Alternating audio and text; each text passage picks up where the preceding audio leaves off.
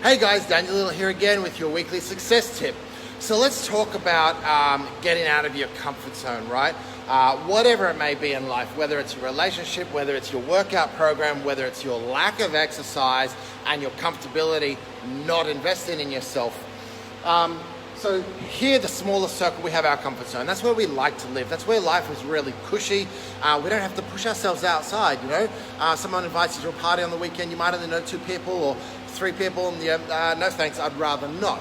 And whilst I do agree, I saw a good meme this morning about if it involves fake smiling, no thanks. And that's completely understandable because we do need to be that little bit more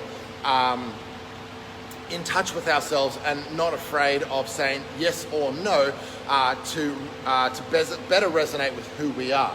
But also understand that if you're not growing, you're dying. And that's just a simple law of science, right? If the tree's not growing, then it is starting to die. If you are not growing as an individual, then you are starting to die. You're either going up the hill or you're going down the hill. There is really fuck all in the world that stays stagnant for a while. Maybe to the eyes it might be perceived as stagnant, but we also remember from science that nothing in the world is static, it's always constantly moving. So if something's always moving, then it's either gaining life or gaining energy, or it's reducing in energy and reducing in life. So if you're in your comfort zone, chances are you're on the fast track to death and you're gonna have a pretty miserable life.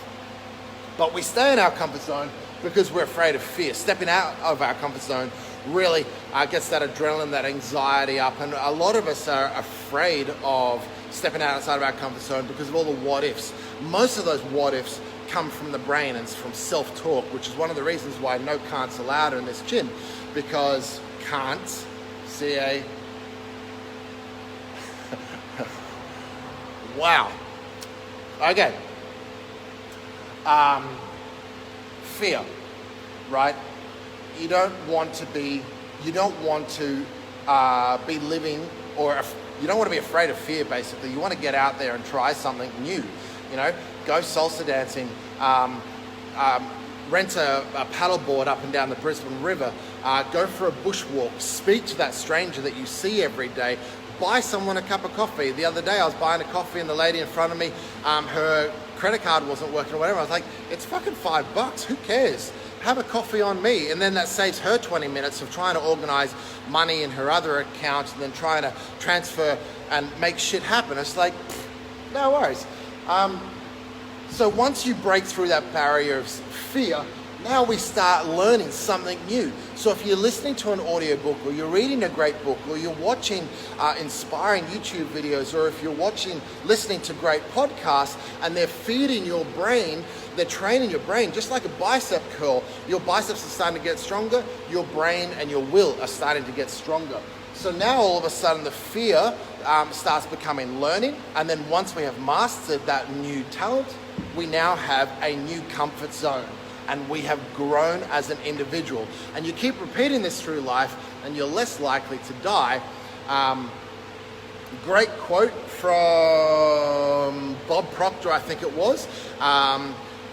If you're not getting out of your comfort zone, who you currently are is all that you will ever be. I didn't say it the best, but have a think about those words for a second and let it resonate with you, because that's a scary idea. Well, it is to me. If I don't continually improve myself, whether it's through my brain, learning and reading and doing courses, if it's through my body of exercising and moving and learning to adapt, if it's not through my bad habits of squashing out the shit that doesn't resonate with me or doesn't bring out the best side of me, then I am all I will ever be, which means I'm at the pinnacle of myself right now, and I'm only on the downhill slope.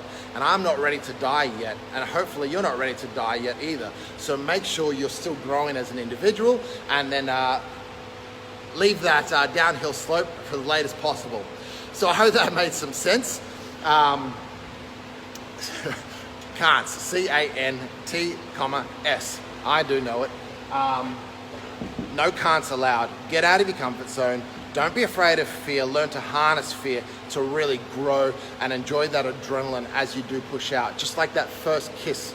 Remember, there's a lot of fear there. But after kissing that person that you had the attraction for, then all of a sudden your heart rate goes up, you get those little butterflies again, and you have now conquered that fear, and there's a lot of reward on the other side of it.